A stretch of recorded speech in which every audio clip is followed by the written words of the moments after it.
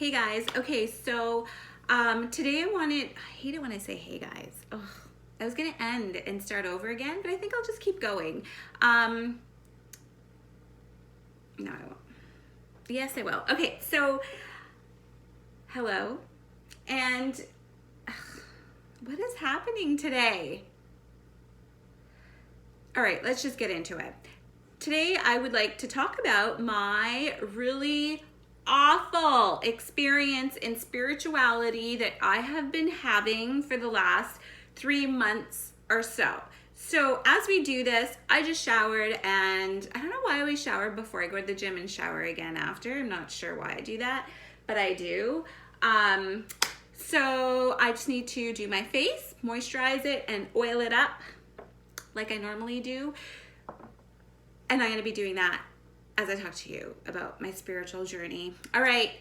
And I'm going to keep this short. So in the last 3 months or so, I have experienced this awful anxiety, and like the fear isn't as bad anymore as I progressed in spirituality and became more soulful and started watching the ego die, and I just became more in love with my soul and stillness and peace, all of that. So over the years, my ego has actually began to die.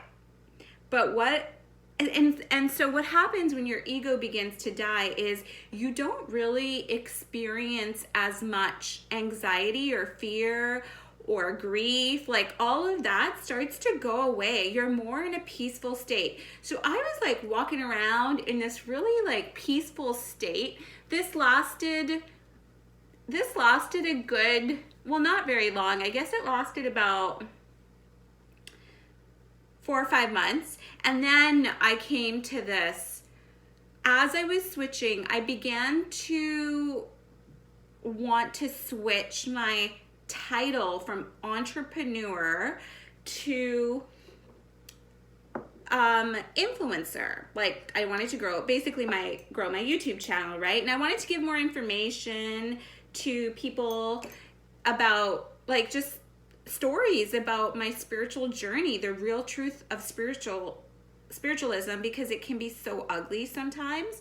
So anyways, I began to disidentify myself as an entrepreneur, and this is where it began. So when I started to do that, my business changed. I now do more wholesale in my oils and my soap business than anything else. Like I'm not doing anything else except for pretty much wholesale on our website. So that began to change. And what happened with that is I began to have more time. So I started thinking, okay, I've always wanted to grow my channel. I'm going to start growing the channel. So like I said, the term influencer came into my mind. Not that I like that term, I don't. Even teaching, like I tell you my stories, and if you can learn from my story, that is what I want for you guys.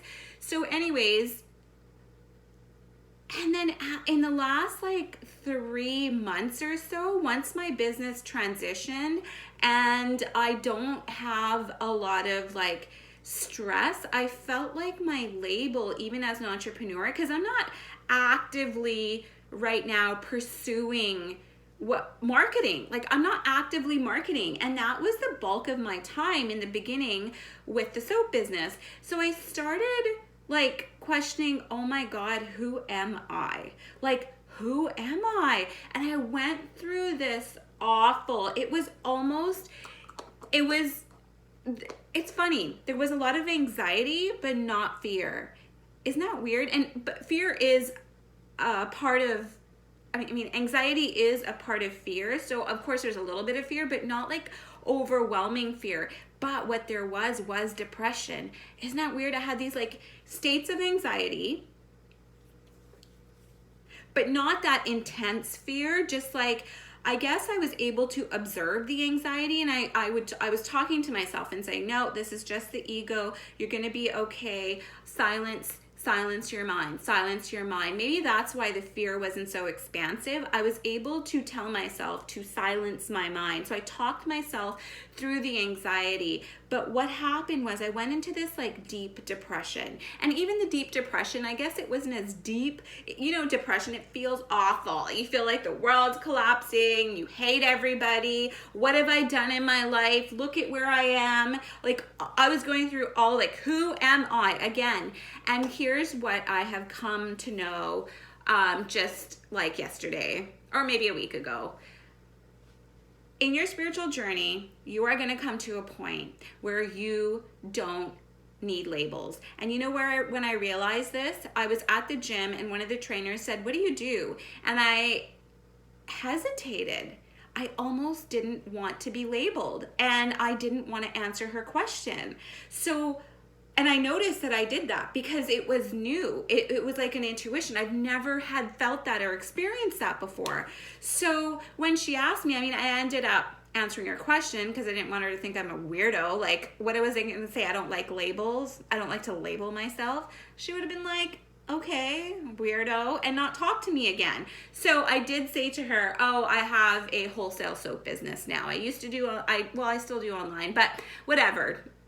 Okay, so I answered her question, but the point of this that I want you to take away is that I didn't want to label myself. So then I went through more shit and more anxiety and more depression in this last week, just coming to terms with I don't want a label. Like, is that okay? Because that is so not normal. Like, us humans thrive off labels, and I no longer wanted a label. So I literally have been sitting for a week and a half, like, what is happening? And you know what? It's called spiritual disidentification. When you get to this point in your journey of spiritual enlightenment, growth, whatever you want to call it, you come to a point where your mind is silent more than chatter. So I would say my mind is, I can go into these states of silence now pretty often. I would say my mind is like 80% silent, 20% chatter. And I can turn that, I'm saying 80-20. I'm gauging it that way because when I catch the chatter, I can turn it off. I don't mind turning it off at all. And turning it off is, I just say a mantra and it's very peaceful for me. Okay, so once you've reached that state of spirituality, yeah, you come to a point where you just don't want to be labeled because you're more than a label. I'm more than an entrepreneur. I'm more than a storyteller. I'm more than that. I'm God. I'm spirit. I'm everything that the universe has to offer. And that sounds so froofy and so crazy, but when you get there, you begin to enjoy life again. Like, I have so many awesome vlogs for you guys coming. I have been shopping again. Notice my clothes. And I've been enjoying it. And I've been doing things like thrifting, you guys know that, but also I've been using Facebook Marketplace. That's where I bought this. So I'm going to teach you guys the best way to shop on Facebook Marketplace, what to buy, how to bargain. Like, I have been doing this stuff and I lost all of that. I remember when I was married, I used to love shopping to the point where my husband, he would get mad at me for buying things even though I worked so hard. And I remember vividly coming home with clothing in a bag and I had to hide it from him. I hid it at the back of my closet, hoping he wouldn't see it. And that was the death of my love for fashion. That day, my love for fashion died because when I hid the clothing, I felt so guilty that I was hiding things from him that I stopped shopping. And now this whole like non-labeling, who am I, is bringing my joy back. I forgot how much I loved clothing.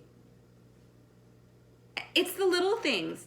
It's the little things. I hope this resonates with somebody. I was kind of babbling throughout the whole thing, but it's a story, and that's my story into spirituality. I love you guys. Tell me yours. Comment below. Bye.